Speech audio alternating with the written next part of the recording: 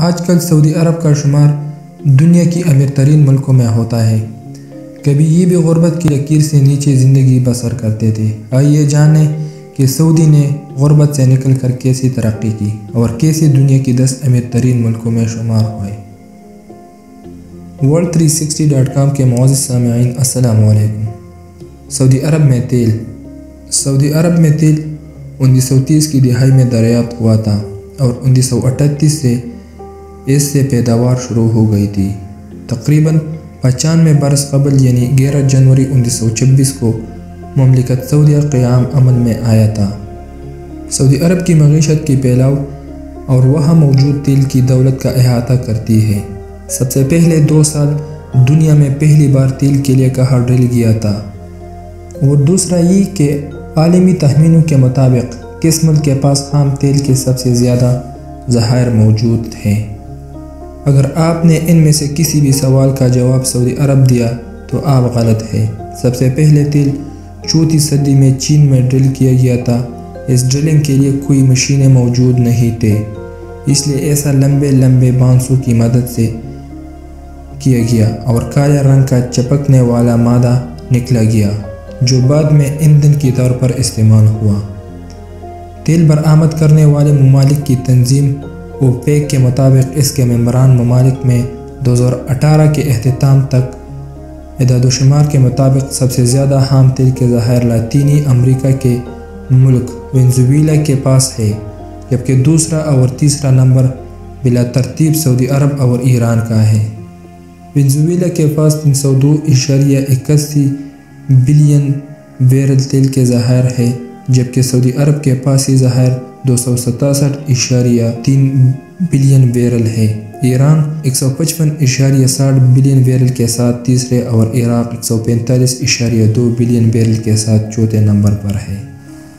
حالیہ اندازوں کے مطابق اوپیک کے پاس دنیا کے تیل کے ذخائر کا 79.4% ہے، جس میں سے زیادہ تر مشرق وسطی میں موجود ہے۔ سعودی عرب میں تیل کب دریافت ہوا؟ سعودی عرب میں پہلی مرتبہ تیل مارچ 1938 میں ایک امریکی کمپنی کے اشتراک کے دمام آئل فیلڈ سے 1440 میٹر کی گہرائی سے نکالا گیا۔ یہ امریکی company standard oil company of California کی تھی۔ پہلے اس کا نام California Arabian standard oil company رکھا گیا، جو بعد میں Arabian American oil company Aramco بن گیا۔ سروے اور ڈرلنگ تو 1935 سے ہی شروع ہو گئی تھی، لیکن 1938 میں دمام کے نمبر 7 آئل فیلڈ سے تیل کی پیداوار بھی شروع ہوئی۔ ریکارڈ کے مطابق 1939 میں پہلا ٹینکر تیل برآمد کرنے کے لیے نکلا اور یہاں سے ہی حقیقت میں سعودی عرب معاشی طور پر پروان چڑھنے لگا۔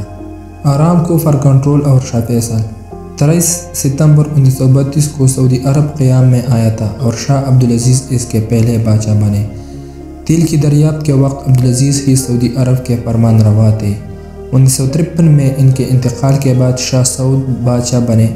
1964 میں ان کے بھائی فیصل نے انہیں موصول کیا اور اقتدار کی گدی سنبھال لی۔ شاہ فیصل کے دور میں ہی 1972 میں پہلی مرتبہ سعودی عرب نے آرامکو کا 20% کنٹرول حاصل کر لیا۔ 1973 میں شاہ فیصل کی قیادت میں سعودی عرب نے ان مغربی ممالک کو تیل سپلائی کرنے کا بائیکاٹ کیا، جنہوں نے مصر اور شام کے خلاف جنگ میں اسرائیل کی حمایت کی تھی۔ سعودی عرب کا ایسا کرنا تھا کہ تیل کی قیمتوں میں یکایک 4 گنا زیادہ اضافہ ہو گیا۔ چند دلچسپ حقائق۔ پیٹرولیم لاطینی زبان میں 2 لفظوں پیٹرو اور اولیم کا مرکب ہے۔ پیٹرو کا مطلب ہے پتھر اور اولیم کا مطلب ہے تیل۔ جدید دور میں سب سے پہلے تیل امریکہ میں 1859 میں نکالا گیا۔ کرنل ایڈورڈ ڈریگ نے امریکہ کی ریاست پینسلوینیا میں 27 اگست 1859 کو تیل کے ذخائر دریافت کیے، جو صرف 12 میٹر کی گہرائی پر تھے۔ 1890 میں تیل کی پیداوار کی وجہ سے گاڑیوں کو وسیع پیمانے پر بننا شروع کر دیا گیا۔ 25 مارچ 1975 کو شاہ فیصل کے سوتیلے بھائی کے بیٹے فیصل بن مسعود نے ایک مجلس میں سب کے سامنے شاہ فیصل کو گولیاں مار کر ہلاک کر دی۔ وہ اس وقت اپنے بھتیجے سے گلے ملنے والے ہی تھے۔ فیصل بن مسعود شاہ فیصل کے قتل سے پہلے امریکہ میں رہا کرتے تھے اور کچھ ہی عرصہ پہلے وہاں سے وہ واپس آئے تھے۔ فیصل بن مسعود کا اسی سال 18 جون کو سر قلم کر دیا گیا۔ شاہ فیصل کے بعد ان کے بھائی خالد سعودی عرب کے بادشاہ بنے۔ سعودی عرب کے پیٹرولیم کے ذخائر کیا سچ کیا جھوٹ۔ اس وقت سعودی عرب کے پاس دنیا کے 18% پیٹرولیم ذخائر ہے اور پیٹرولیم برآمد کرنے والے ممالک میں سر فہرست ہے، لیکن اس کے ساتھ ساتھ یہ سوال بھی کیا گیا کہ یہ موجودہ ذخائر کے حوالے سے اعداد و شمار بالکل درست ہے۔ گزشتہ 5 دہائیوں سے اس سوال کا جواب تیل کے ذخائر کے ماہرین کے لیے ایک راز ہے۔ تیل برآمد کرنے والے ممالک کی تنظیم اوپیک 2015 کے اندازوں کے مطابق سعودی عرب کے پاس 267 ارب بیرل تیل کے ذخائر موجود ہیں۔ اب اگر یہ اعداد و شمار درست ہے تو سعودی عرب کا تیل آئندہ 70 سالوں میں ختم ہوگا۔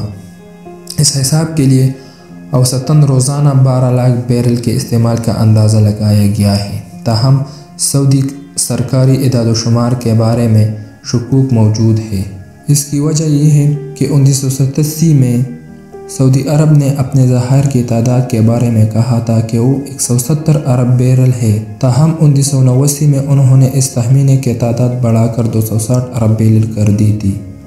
2016 کے statistical review of world energy کے مطابق سعودی عرب اب تک 94 ارب بیرل تیل فروخت کر چکا ہے، تاہم ان کے سرکاری ذرائع کے مطابق اس کے پاس اب بھی 260 سے 265 ارب بیرل تیل موجود ہے۔